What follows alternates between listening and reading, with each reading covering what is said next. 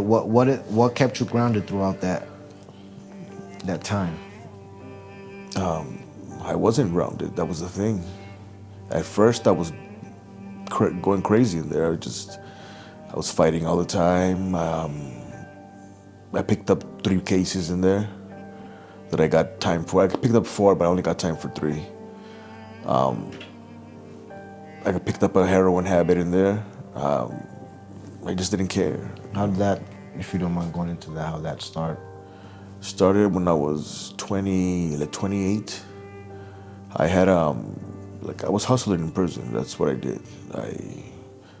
I'd get girls to come see me and make them fall in love with me. Then I'd have them lug packages in for me. So I did that for a while, and I was selling a lot. Then everybody around me was getting high. Everybody. They're like, yo, just blah, blah, blah. Try it. But I'm like, nah, I'm good. Then, like I said, 10 years into my bed, I ended up saying, what I gotta lose? So I tried it, and that was a mistake. You know, because I used to always get warned by one of my cousins. It's okay if you smoke, you have a drink every once in a while. Don't ever with the dope. He told me, don't, because you're gonna like it too much. And he was right. I liked it way too much. Picked up the habit quick. Not quick, because I was first. I was like for the first couple of years, I was only getting high on the weekends. I bring a package in, and I take some out for me and some of the guys. You know, take care of the people I was around with. Then sell the rest. We get high on the weekends, stuff like that. Then as time kept going, I went to get high every day. So I was doing it every day. It was an escape. It was my escape from there. When I was high, I wasn't there, you know. Then I started getting in trouble and just doing stupid shit, you know. That's all I wanted to do is get high, get drunk, buying pills, buying everybody's pills.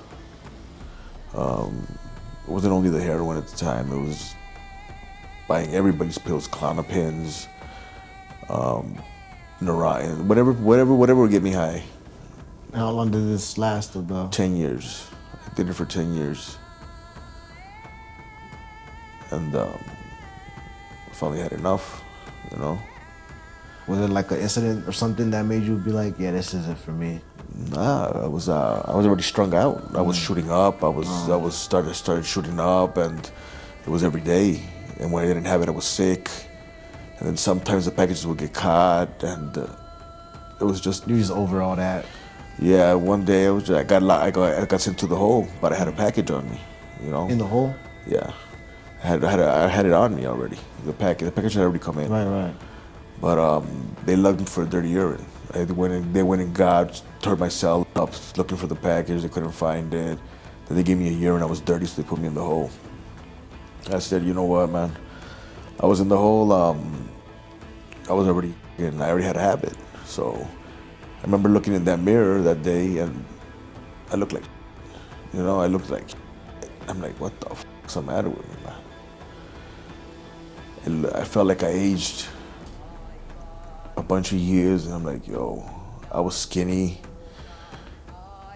I just didn't like what I saw, you know? Then I heard my mom's voice in my head. That was like the wake-up call. Yeah, I flushed the package down the toilet, and I said, I'm gonna kick. I'm staying here till I kick. So they came 2 days later, said, you going back out? And I said, I'm not ready to go back out yet. So I finally kicked, and So you went in there through the withdrawals and. Yeah. But I started after I kicked, I started I still had lugged in, you know, because I had to make money. Right. But I didn't bring heroin in anymore. I started bringing in Suboxone because they got the mental health in there. So when I spoke to mental health and I had told them, didn't tell them directly, I just asked questions about getting off heroin and all that stuff. And they were like, oh, there's treatments out there. You know, they got medicated treatment now, this and that. And I asked them, what is it? Methadone wasn't an option because it's liquid. And she's like, Suboxone. Suboxones they come in pills or strips. At the time, it was pills. It was like little stop signs. So I had my friend out on the street get me as many Suboxones as he could. So I was bringing those in. And that's what I started using, so I wouldn't get cravings The other stuff. to get high again on heroin, and it worked for me. You know. Did you pick a habit off from those? Yes, but it was medication, so I figured it was okay, and it made me stop using heroin, which was fucking me up bad. And the Suboxone, what I took that day is all I needed, you know. If I took a little 16th every day, I didn't have to take more because that wasn't to get high. It was just to stop getting the cravings, so I wouldn't want to get high. So I was fine, you know. Then I did that for a while, for about 7 years. Then I wasn't getting in trouble anymore. Well, I was, but I wasn't. I was more a little Different bit type of troubles. different type of troubles. I was older, and I started going to school, doing the NAAA programs, just getting involved with everything I could. You know, the politics of prison, everything. I felt like I just matured more, you know, even though it took a while. But then that's when I started. Something weird happened.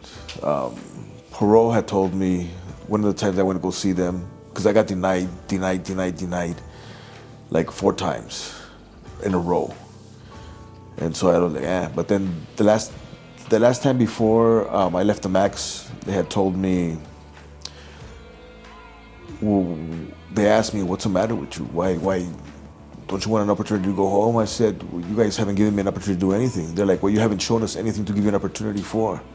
And I asked them, so can I ask you a question? They're like, we don't actually answer questions, but go ahead. And I asked, what is it you want? What do you want from me?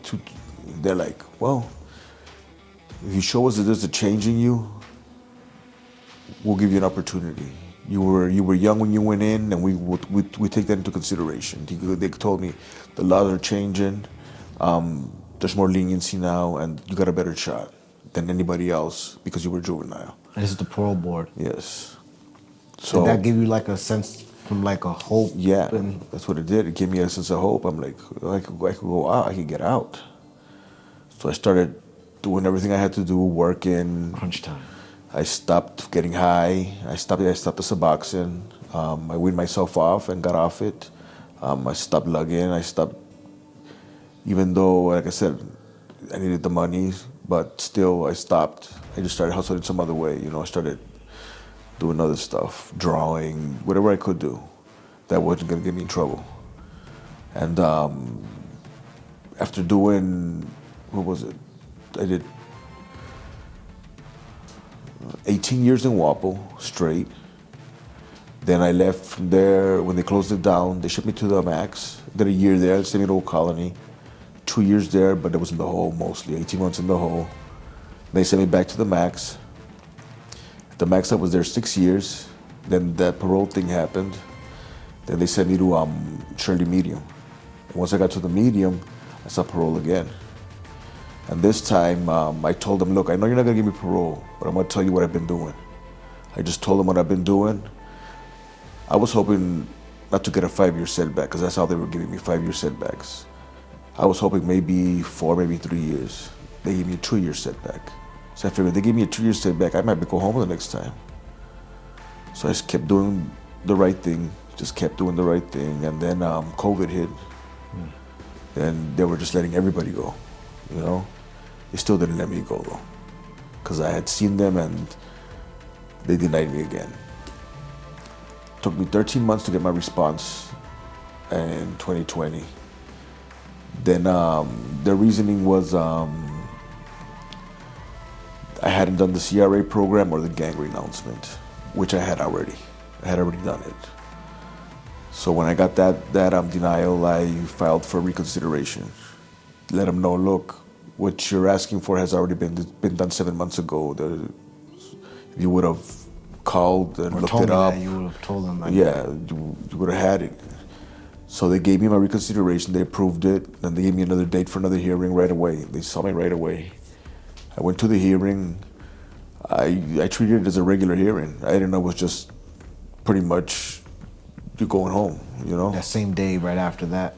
No. I went to the hearing.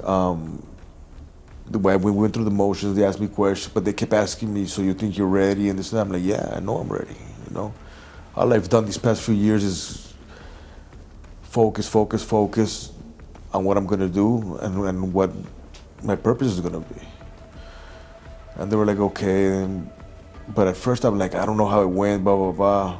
But it was just a formality from what I saw afterwards. They had already made up their minds. They were gonna let me go. So, but they wanted me to do a step-down program. They wanted me to go to a minimum, then a pre-release, then what do they call them? A halfway house, but a residential halfway house. So it was what, like it's not many other people? What's a residential halfway house versus another halfway house? Well, I guess they're all halfway houses, okay. But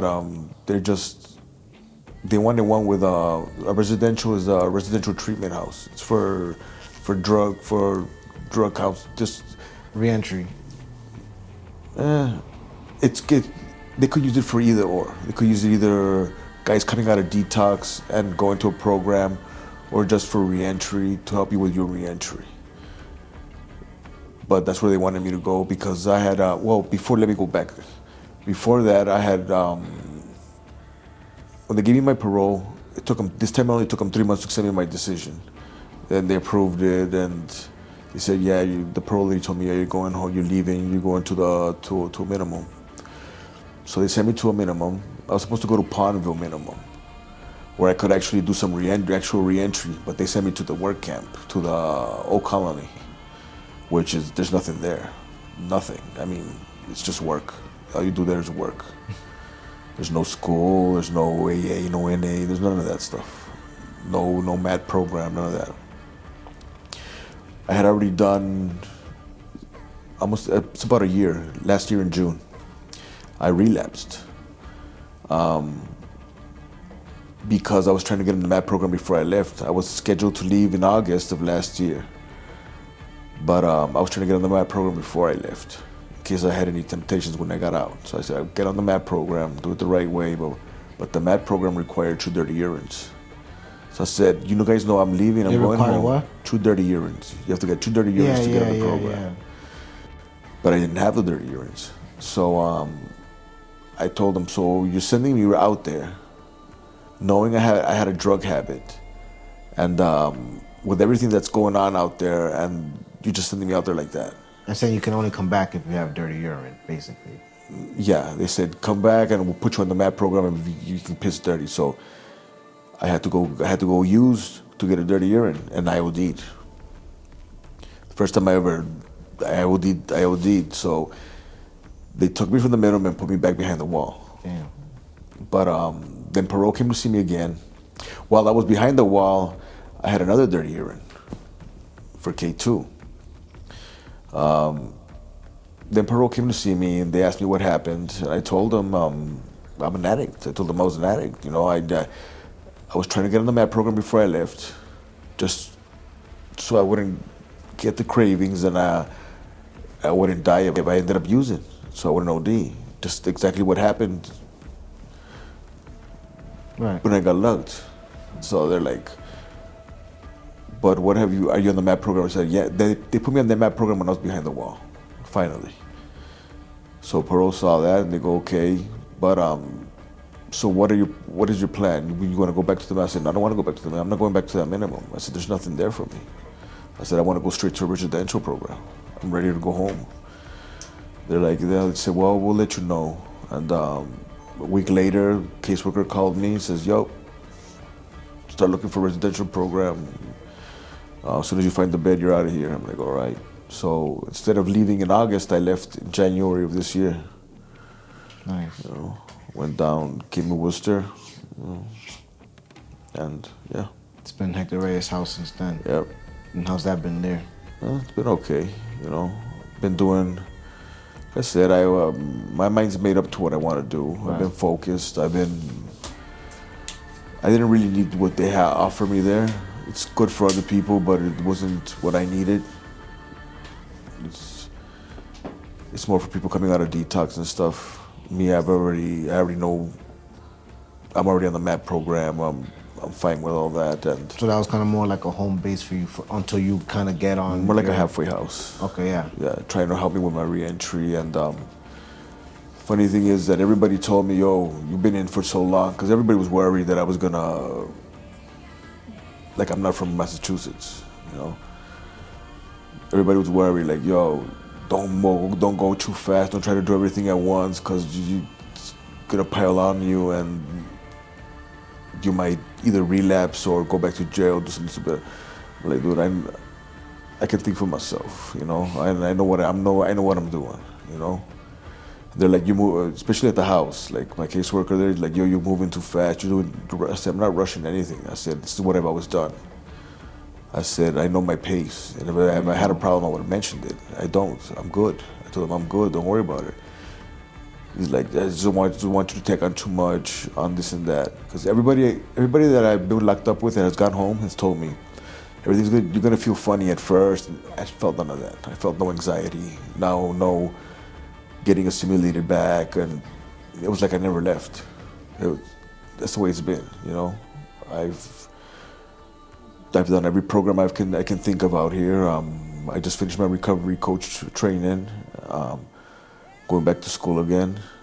You know, I'm working, I'm paying bills, so I'm going on my own. Yeah.